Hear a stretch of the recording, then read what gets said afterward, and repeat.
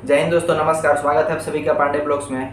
तो ये वीडियो काफ़ी इंटरेस्टिंग होने वाली है, तो इसको लास्ट तक जरूर देखिएगा। तो हमारे साथ एक भैया आज जुड़ेंगे जो कि बहुत ही राष्ट्रवादी हैं और हम लोग भी उनके अनुयायी हैं। उनके वीडियो हम लोग देखते हैं, उनसे बहुत कुछ सीखने को मिलता है हम लोग को। तो आज उनसे मिलवाएंगे, तो वीडियो को पूरा जरूर देखिएगा। चलिए वीडियो को।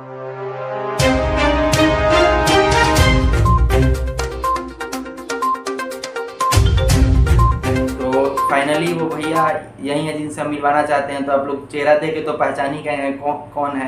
यूट्यूब पे इनको कौन नहीं जानता है। तो चलिए इनके बारे में आज कुछ जानेंगे, कुछ ऐसी बातें जानेंगे जो आप लोगों को पता नहीं होगी। ऐसा तो आप लोगों ने इंटरव्यू वगैरह बहुत सारे न्यूज़ चैनल पे इनको देखे होंगे, लेकिन आज कुछ इनसे जुड़ी पर्सनल बातें, कैसे ही इस मुकाम तक पहुँचे, इसके बारे में हम लोग इनसे बात करेंगे। सबसे पहले स्वागत है भैया सब। Thank you so much. आपका चैनल ग्रो करे। और राष्ट्रवाद मेरा पसंदीदा सब्जेक्ट है, क्योंकि मेरा ये मानना है कि सनातन धर्म, हिंदुस्तान और भारतवंश रहना चाहिए। आप चाहे किसी भी जाति के हों, किसी भी विशेष वर्ग से आते हों, लेकिन सबसे पहले अगर भारत है तो हम हैं। और अगर भारत ही नहीं है, भारत अगर टुकड़ों में विभाजित है, तो हमारे होने नहीं होने का कोई मतलब नहीं है। तो भैया का पहला सवाल मेरा यही रहेगा कि 0 से 1,60,000 सब्सक्राइबर बनाना कोई आम बस की बात। हम 4 महीने से काम कर रहे हैं, तो हमको पता है कितनी कठिनाइयाँ होती हैं। और एक छोटे शहर से, हम आरा शहर के भैया हैं, शायद पता नहीं हुआ किसी को, हमारे ही शहर से, वहीं से पढ़े बड़े हैं, और हम लोग को देखकर बहुत खुशी होती है। तो सबसे पहले मेरा सवाल यही लगेगा भैया से कि मतलब कैसे आप इस मुकाम को हासिल करने में क्या क्या कठिनाई है, कहाँ से आप शुरुआत की है? देखिए, आप सबको पता है कि भोजपुर जिला आरा, उसमें आरा शहर काफ़ी छोटा शहर होता है। यहाँ यूजुअली लोग इस प्रकार के सपने नहीं देखते जिस प्रकार के और जिस दौर में हमने सपने देखे। लेकिन होता क्या है ना कि जब राष्ट्र की बात आती है तो आप शहर, गांव, ये कोई मायने नहीं रखता, क्योंकि आपकी रीच बढ़ने लगती है। और मैंने कभी सोचा नहीं था कि मेरे कितने सब्सक्राइबर हो जाए। मैंने बस बोलना शुरू किया था, क्योंकि आरा में ही 2011 में, आप सबको पता है, क्योंकि आप तो मेरे छोटे भाई जैसे हैं, तो आपको पता है कि मैं सैमसंग जैसी बड़ी एमएनसी कंपनी में काम करता था। और जिस दौर में लोग 40-50 हज़ार रुपये की सैलरी के लिए कुछ भी करने को तैयार है, उस दौर में मैंने उतनी बड़ी सैलरी को लात मार के रख दिया। मतलब मेरे लिए वो सैलरी कोई मायने नहीं रखता, क्योंकि मैंने आरा शहर में ही एक लव जिहाद का मुद्दा देखा था, जिसमें हिंदू बहन को बहला के फुसला के एक लड़के ने उसका मतांतर करने का प्रयास किया था। उस लड़के का नाम आबिद था। बाद में हमें जब पता चला कि उस लड़का जो है आबिद है, और वो कोई और नाम से, हिंदू नाम से मतलब लड़की के वो ट्रैप कर रहा था, रातों में कुरान पढ़ा रहा था। तो मेरे अंदर ये ख्याल आया कि हम चाहे कहीं भी हो, हमारी बहन बेटी अगर सुरक्षित नहीं है, हमारा अगर घर परिवार सुरक्षित नहीं है, तो आप पैसे कमा सकते हैं। तो पैसे तो कश्मीरी पंडितों के पास भी थे, करोड़ों रुपए थे। तो कश्मीरी पंडितों का क्या हुआ, ये हमें जानना पड़ेगा, समझना पड़ेगा। कश्मीर के कश्मीरी पंडितों का पलायन हुआ, और इस हद तक पलायन हुआ कि आज उनके पास जो अरबों की संपत्ति थी वो काम नहीं आ रही। काम क्या है? एक ही चीज काम आ सकती है, आपकी हिम्मत। समाज को जागरूक और जागृति समाज में लाने का जो आपका प्रयास है, वो होना चाहिए। सब्सक्राइबर आएंगे, जाएंगे, बढ़ेंगे, ये कभी मैंने सोचा ही नहीं था। लेकिन जब मैं ऐसी बातें करने लगा जो सनातन समाज के रिलेटेड थी, तो लोग मुझसे जुड़ते गए, सनातन समाज के लोगों का मुझे समर्थन मिलने लगा। और आज भैया बहुतों के लिए इंस्पिरेशन, जैसे कि हम लोग राष्ट्रवाद की बात करते हैं, इनके बहुत हम लोग सपोर्टर हैं, हम लोग बहुत सपोर्ट करते हैं, बहुत दिन से इनके वीडियो देखते हैं।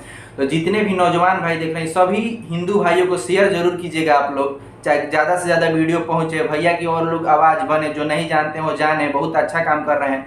तो दूसरा सवाल मेरा यही रहेगा कि आज के जो युवा भटक रहे हैं, हमारे सनातन धर्म के लोग ध्यान नहीं देते हैं, कुछ को पता नहीं है कि हम लोग कितने वेद क्या कैसे है, इस बारे में इस युवा पीढ़ी को आप क्या संदेश देना चाहते हैं?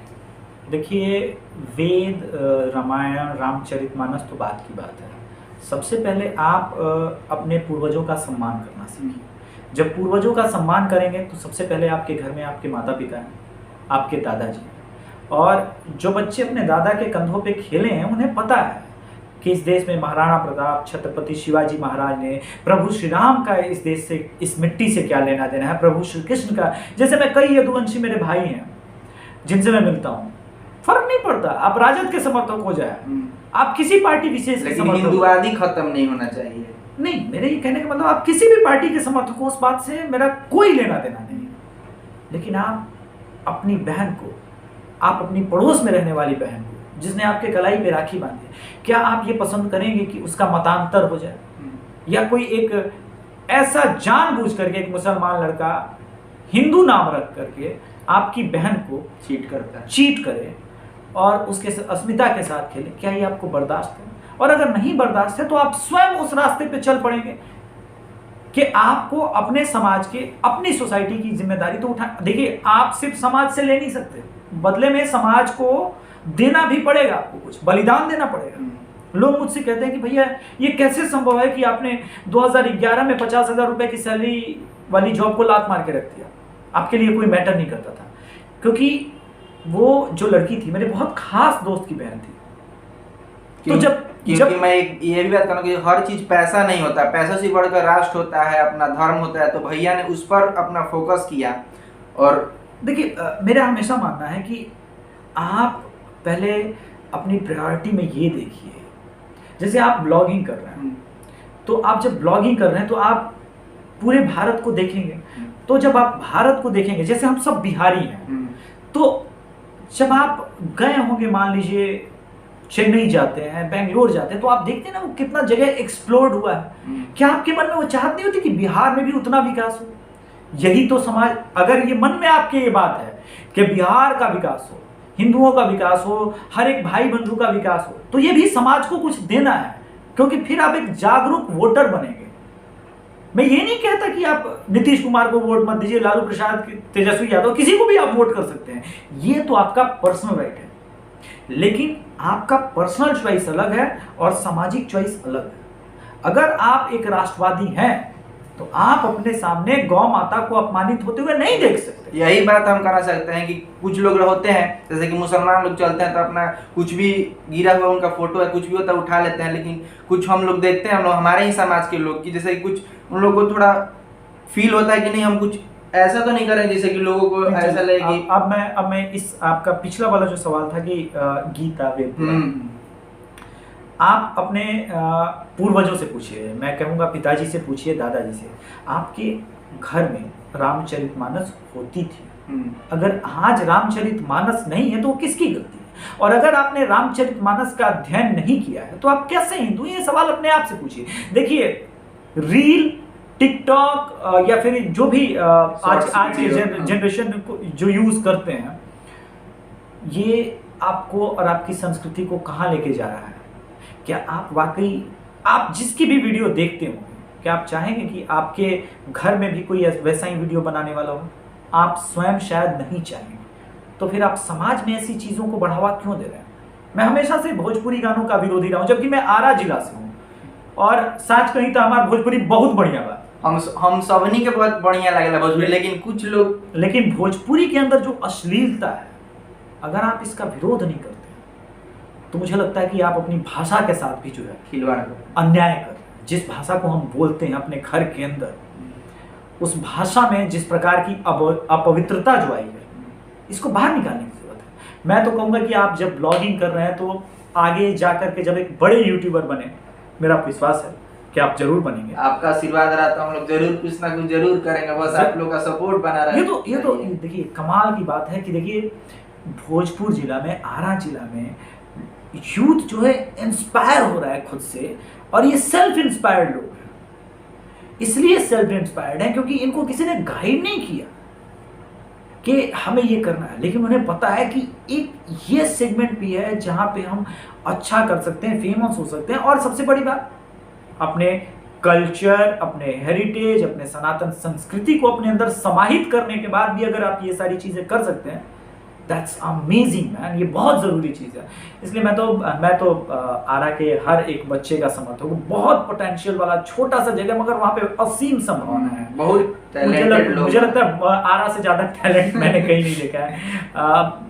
मुझे हमेशा ये लगता था कि आरा से, जब मैं क्रिकेट खेला करता था, स्टेट लेवल तक मैं क्रिकेट भी खेला हूँ, वहीं महाराजा कॉलेज की जो है ग्राउंड होते थे जहाँ पे मैं क्रिकेट खेला करता था, मुझे हमेशा लगता था कि अगर हमारे पास अपॉर्चुनिटीज़ होती तो न जाने यहाँ से कितने अच्छे अच्छे क्रिकेटर आज भी प्रोड्यूस हो सकते हैं, पर लेकिन बाहर जाके खेलना पड़ता है। सुविधाओं की कमी की वजह से। नहीं, ये सवाल हमें अपने एमएलए एमपी या फिर आने वाले जो किसी भी पार्टी के लोग उनसे पूछना चाहिए कि आप अगर शहर को एक स्टेडियम नहीं दे सके, अगर हमारे बच्चों को खेलने के लिए अगर एक अच्छी सुविधा ना दे सके, आर्चरी हो चाहे शूटिंग हो, इस बार हमने ओलंपिक्स में देखा, मुझे बड़ा दुख होता है कि हरियाणा से इतने सारे प्लेयर्स निकलते हैं। क्या बिहार के लोगों में पोटेंशियल नहीं? पोटेंशियल है पर वो कर नहीं पाते, डायरेक्शन नहीं मिल पा रहा है। बिल्कुल बिल्कुल। और तीसरा सवाल मेरा ये होगा कि कुछ मतलब जैसे आप जैसे यूट्यूबर हैं, अजीत भारती हैं, अंकुर है, मतलब कुछ लोग मिलकर क्या लगता है आप लोग समाज में बदलाव ला सकते हैं? क्योंकि आजकल जो लोगों की मानसिकता हो गई है वो देख ही रहे हैं हम लोग, आप सबके सामने है, तो मतलब क्या लगता है कुछ लोग बदलाव ला सकते हैं इस समाज में? इतना बड़ा देखिए, अभी 7 दिन पहले आपने मेरी फोटो देखी भी होगी, हम आचार्य अंकुर और अजीत भारती भाई तीनों साथ में ही थे।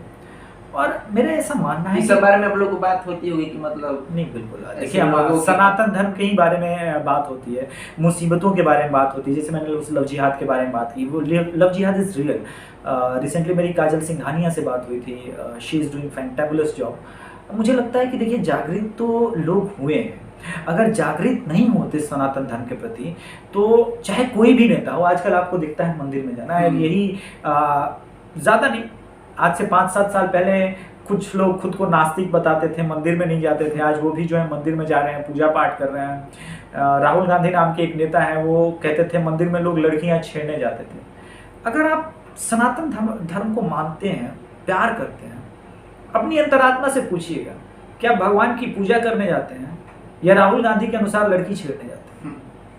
आप भगवान की पूजा करने जाते हैं, भगवान में आपकी आस्था है, हनुमान जी का मंदिर हो, कोई भी, तो आप देख सकते हैं। लेकिन अब वही लेटर ऑन आप देखिए, वही जो कहते थे मंदिर में लड़की छेड़ने जाते हैं, अब सोमनाथ की मंदिर जा रहे हैं, वैष्णो देवी जा रहे हैं, तो बदलाव तो है, बदलाव आ रहा है, क्योंकि उन्हें डर है।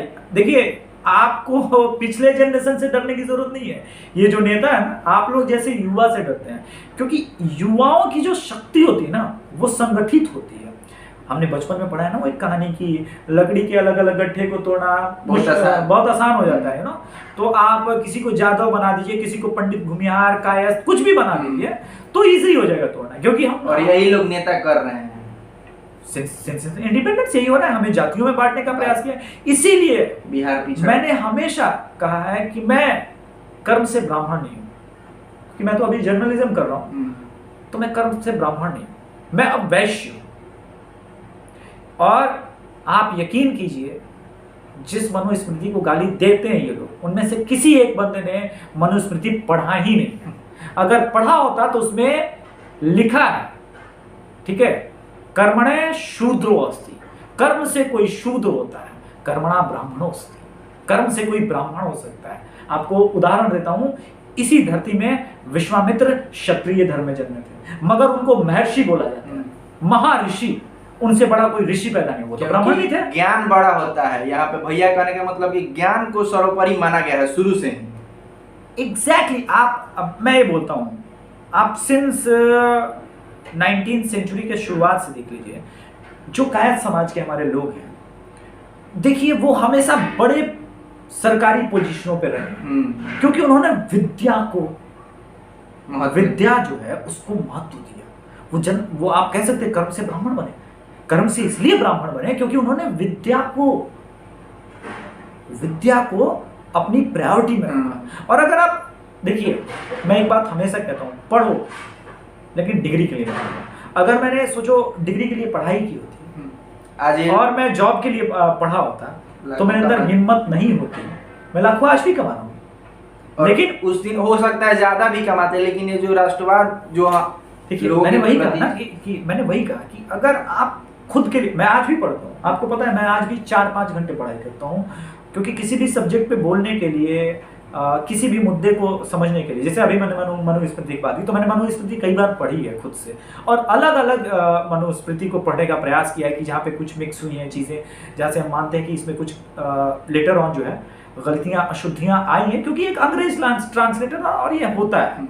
अब जैसे मान लीजिए मेरी भोजपुरी बहुत अच्छी है, तो मैं भोजपुरी में कोई चीज़ लिखूं, पर हो सकता है एक अच्छा हिंदी जानने वाला उसको कंफ्यूज होकर के कुछ और समझ ले, क्योंकि कुछ चीज़ें अलग ढंग से लिखी जाती हैं। तो ये एक चीज़ है कि बोलने के लिए पढ़ना जरूरी है। हाँ, लोग ज्यादा टिकटॉक और रील्स बनाने में ध्यान ना दें, नहीं तो हमारा धर्म तो नहीं, लोग धर्म मुद्दा नहीं है, मुद्दा आप, मैं कहता हूँ कि आप अगर सफलता की सीढ़ी चढ़ना चाहते हो तो आपको अध्ययन करना है, अपने लिए करना है। नौकरी के लिए, नौकरी सेकेंडरी है। जीवन में तुम घास काट लो, पर अच्छे से काटो तो कोई बात। अगर अच्छे से घास भी काटना तुमको नहीं आता तो वो घास काटने की भी नौकरी उसको मिलेगी जो अच्छे से घास काटेगा। ये बात समझने की जरूरत है। तो भैया से अब ये जानेंगे कि पहले लोगों की मानसिकता आपके बारे में क्या थी, क्योंकि यूट्यूब जो चालू करते हैं लोग, जैसा कि हम चालू करते हैं, कुछ लोग सपोर्ट नहीं करते, कुछ लोग टांग खींचते हैं, क्योंकि हमारे साथ समाज का ये नियम है कि कोई साथ नहीं देगा लेकिन टांग खींचने में आगे रहता है। तो भैया क्या क्या मुश्किलें हुई जो पहले और थिंकिंग में और आज के थिंकिंग में लोगों के प्रति आपकी बदलाव हुई, लोगों से मिलते हैं तो मतलब बड़ा ही निगेटिव था। अरे यूट्यूब में क्या है? इतना बड़ा बढ़िया जॉब छोड़ करके तुम यूट्यूब, तो पहली बात मैंने उनको कोशिश की समझाने की, देखिए मैं जॉब छोड़ रहा हूँ लेकिन मैंने पैसे के लिए यूट्यूब ज्वाइन नहीं किया है। वो मिल रहा है, बात अलग है, पर मैंने कभी भी पैसे के लिए ये नहीं किया था। दूसरी बात, आपको कोई क्यों सुनेगा, ऑलरेडी इतने अच्छे अच्छे वक्ता हैं। तो मेरा ये मानना था कि बहुत अच्छे अच्छे वक्ता हो सकते हैं, पर मेरा स्टाइल अलग है, मेरा ऑरा अलग है, मेरा अंदाज अलग है, लोग मुझे क्यों नहीं सुनेंगे। आपके अंदर ये बात रखी क्यों जाए मन में, कोई भी तीसरा आदमी, कि आपको क्यों सुनेंगे। हो सकता है आपको पता ना हो, मेरी नॉलेज दूसरों से अलग हो सकता है कि आपको शेक्सपियर पसंद हो सकता है मुझे मैक्सिम गोर्की पसंद हो सकता है मुझे शरद चंद्र पसंद हो, आपको प्रेमचंद पसंद हो सकता है आपने प्रेमचंद्र का अध्ययन अच्छा किया हो, मैंने शरद चंद्र जी को ज्यादा पढ़ा हो। तो आप ये तो नहीं कह सकते कि शरद चंद्र जी को सुनने वाले नहीं है। तो इस तरह की बकवास थ्योरी छोटे शहरों में होती है, मैं मानता हूँ, पर आपकी जिद जो है आपको सफलता देती है। जिद बनाए रखना है भाई, stick to your own self decision. अगर आपको लगता है कि आप जो कर रहे हैं वो सही है, बस डटे रहना। तो देखिए, आपको एंड ऑफ द डे जवाब अपने आप को देना है, अपनी अंतरात्मा को जवाब। लोग नहीं आएंगे आपको। मेरा ये मानना है कि अगर आपकी अंतरात्मा, ये अंदर में जो है सोल ना, वो कहती है कि सही, आप सही कर रहे हो, तो मुझे लगता है कि आपको करना ही सोचो मत, क्योंकि बस कर दो जो भी करना हो। आप खुश नहीं रहोगे ना। देखो क्या है ना कि आपका मन कहीं और है। अगर आप अच्छा क्रिकेट खेलते हो तो खेलो, बस जी भर। दुनिया में कौन क्या कह रहा है मुझे फर्क नहीं पड़ता, बट तुम अच्छा क्रिकेट खेलते हो ना, तुम्हारा मन कहता है ना कि तुम अच्छे क्रिकेटर बन सकते हो, बस खेलो, अपने लिए खेलो, किसी और को दिखाने के लिए मत खेलो। जब उसमें होता क्या, मैं बताता हूँ, जब आप अपनी खुशी का काम करते हैं ना तो आप ज्यादा मेहनत करते हैं। सोचिए कि किसी बच्चे को पढ़ाई में मन नहीं लगता, तो आप उसे कितना भी मार लो, डांट लो, वो पढ़ेगा नहीं। लेकिन अगर वो अच्छा गिल्ली डंडा का भी प्लेयर है ना, उसे आप देखोगे चुपके से 5 मिनट का जब भी टाइम मिलेगा तो उसमें वो प्रैक्टिस करेगा। And there is a phrase, practice makes perfect. तो आपके अंदर बड़ी असीम संभावनाएं खुद ब खुद डेवलप होने लगती है। आप प्रैक्टिस करते हो, आप अच्छा बोलने का प्रयास करते हो और आप सफल हो जाते हो। तो भैया ने यहाँ बहुत बड़ी बात कही कि कोई भी सपना देखो तो उसको पीछा करने में लग जाओ, उसको पीछे पड़ जाओ, हाथ धो के नहा धोवा के जो भी करके पढ़ना है। क्योंकि जैसा ना भैया कहा कि लास्ट में जवाब हम ही को देना है हमको, तो हम लोग क्यों ना प्रयास जैसे कि हम करते हैं अपना, मतलब जो भी कर रहे हैं भैया को बताएं अपना जो भी जैसे कर रहे हैं। मतलब आदमी लगा हुआ है, रिसोर्सेज उतना नहीं है, पैसा नहीं आदमी, फिर भी लेकिन अपना एफर्ट 100% दे रहा है। तो भैया ने यहाँ बहुत बड़ी बात कही कि अपने लगे रहना है लक्ष्य की ओर और अग्रसर रहना है। तो भैया जैसे जाते जाते अब ज़्यादा समय नहीं लेंगे, नहीं तो बोलेंगे कि नहीं ऐसी कोई बात नहीं। देखिए, मैं एक बात कहूँगा, आप ब्लॉगिंग करते हैं, कितनी अच्छी बात है। आप देश के हर कोने में, देखिए सब घूम नहीं सकते, ये बात तो आप मानेंगे। और आरा में कितने प्रतिशत लोग हैं जो आप चाहेंगे चेन्नई घूमना तो आप चले गए, लेकिन बहुत सारे लोग घूम नहीं पाए। दूसरी बात क्या होती है, मान लीजिए चेन्नई में कई ऐसी जगह हैं जहाँ वो एक्सप्लोर्ड नहीं है, तो किसी का प्लान भी बनता है अगर चेन्नई घूमना, तो वो आपकी वीडियो को देख के ये तो पता चल सकता है कि यहाँ पे ये सारी चीज़ें घूमने लायक है। दूसरी चीज़ें, जो घूम नहीं सकता आप उसकी आंखों को वो चीज़ दिखा रहे हैं। सोचिए कितनी अच्छी बात है, खुशी की बात है ना, कि मान लीजिए मैं लंदन नहीं जा सकता, मेरे अंदर उतना पैसा नहीं है, लेकिन कोई मेरे सामने मोबाइल पे 6x6 की स्क्रीन पे ये लेके आता है कि लंदन में इतनी सारी चीज़ें घूमने लायक, उसको एक्सप्लोर करता है। इसी को तो खुशी बोलते हैं ना। खुशी से मतलब यार कितना, देखिए जब मैंने बोला मैं राष्ट्रवादी बना, तो किस हद तक आप सोचिए उस आदमी में नफरत होगा जो सिर्फ हिंदू लड़की को इसलिए ट्रैप कर रहा है क्योंकि हिंदू है, और उसकी कहीं शायद किताब में लिखा है कि अगर हिंदू लड़की को कन्वर्ट कर दिया तो हम गाजी बनेंगे। सोचिए, जबकि हमारा मकसद ये होना चाहिए इंसान के नाते, चाहे आप कोई भी इंसान हो, धर्म हो, खुशियां बांट लेते यार, और क्या ही रखा है, क्या लेके आए हैं, क्या लेके जाएंगे। चलो, तो इसी बहाने आपके दर्शक खुश रहे। और जाते जाते एक सवाल और पूछना हम चाहेंगे, क्योंकि भैया रिपोर्टिंग करते हैं हर जगह, यूपी में भी बहुत जगह से घूम के आए हैं, तो इस बार चुनाव का माहौल क्या है? जाते जाते ये भी थोड़ा हमारे दर्शक वैसे नहीं है, लेकिन फिर भी आप यूपी इलेक्शन से लेते हैं। अभी तो मैंने पूर्वांचल विजिट किया है, and to be honest Purvanchal में योगी जी का एक अलग ऑरा है। आएगा तो योगी ही। आपने वो मेरा एक वीडियो वायरल देखा भी होगा जिसमें उसने कहा, वही हम बात कर रहे हैं कि आएगा तो योगी ही। उसका देखिए, हर एक नेता का अपना एक दिन होता है, अपना एक समय होता है, और मुझे पूर्वांचल में मेरा ये अनुभव कहता है कि इस वक्त जो है एरा चल रहा है योगी जी का। और आई थिंक ये योगी जी सबको इसलिए अच्छे पसंद शायद इसलिए है क्योंकि वो अच्छे एडमिनिस्ट्रेटर हैं। देखिए, नेता कोई भी बनने को प्रयास कर सकता है, पर अच्छा एडमिनिस्ट्रेशन होना, समाज में सबको सुरक्षा मिले, और फाइनली सबसे बड़ी बात यह है कि समाज अपने आप को कहीं भी सुरक्षित महसूस करे, इससे बड़ी बात नहीं होती। आपकी सुरक्षा से बड़ी, देखिए मेरा हमेशा से मानना है, बिजली, सड़क, पानी, ये तमाम सरकारें आएंगी जाएंगी, पर आपके परिवार और आपकी सुरक्षा से बड़ा आपके धर्म की सुरक्षा, धर्म की सुरक्षा, आपके परिवार की सुरक्षा, आपके संस्कारों की सुरक्षा, इससे बड़ा कोई मुद्दा नहीं हो सकता। क्योंकि मैं जीवित हूँ, मेरा ही मानना है, मैं जीवित हूँ तो जहान है। कहते हैं ना भोजपुरी में कहा जाता है कि जान पाता जहान, तो अगर जाने नहीं खे तो बिजली लेके हम क्या करें? इसलिए जान बहुत जरूरी है, और जान सनातनियों के लिए क्यों जरूरी है, आप लोग देखते रहिएगा यूट्यूब पे मेरा चैनल, तो आपको पता चलेगा। द अभिषेक तिवारी शो सभी लोग देखें, हम लोग भी देखते हैं, बहुत भैया का हम लोग सपोर्टिव है, सपोर्ट से बहुत भी हम लोग को टाइम दिया, हमको बहुत बहुत धन्यवाद कि आप आगे बढ़िए लाइफ में जो अचीव करना चाहते हैं। और एक और बात बता रहे, एक बार ही बोले भैया से, भैया ये नहीं बोले कि मेरा ये है वो ऐसा नहीं कर सकते, बोले कि भैया कि आज का वीडियो नहीं बनाएंगे लेकिन तुम्हारे साथ हम देंगे तुमको इंटरव्यू, कोई दिक्कत वाली बात नहीं है। तो भैया इतने अच्छे हैं, मिल के बहुत अच्छा लगा। ऐसे इंसान नहीं जो देखते हैं लोगों को समझता कि अरे ये तो ऐसा बात करता है तो ऐसा होगा, जब मिलिएगा ना तब तो हकीकत समझ में आती है कि अगला इंसान कैसा है। तो बहुत ही जितने दिखते हैं अगर दूसरों दुश्मनों के लिए कि इतना रूड है, वैसे है नहीं, भैया बहुत अच्छे हैं। तो बात करके हम लोग को बहुत अच्छा लगा। और वीडियो जितने भी हिंदू भाई देख रहे हैं, जिनको अच्छा लगा हो, जितने भी थोड़ा सा भी जिनमें सनातन या जितना भी धर्म के प्रति उनमें थोड़ा सा भी बचा हो तो यार शेयर जरूर करना आप लोग, और वीडियो को फैलाओ, हमको भी सपोर्ट करो और भैया को भी सपोर्ट यार करो। पांडे ब्लॉग को सपोर्ट करो। मैं यही कहूँगा कि यार बच्चे अगर इतनी छोटी सी जगह से ब्लॉगिंग जैसे सब्जेक्ट पे बाहर निकल के काम कर रहे हैं ना, सपोर्ट यार। देखो यार, टांग खींचने का कोई मतलब नहीं बनता। अगर आपके मोहल्ले का, आपके पास का लड़का सफल होता है तो आपका भी तो सीना चौड़ा होता है ना। चलिए, जय श्री राम। जय श्री राम। इसी के साथ वीडियो को समाप्त करते हैं। धन्यवाद। शेयर जरूर कीजिएगा।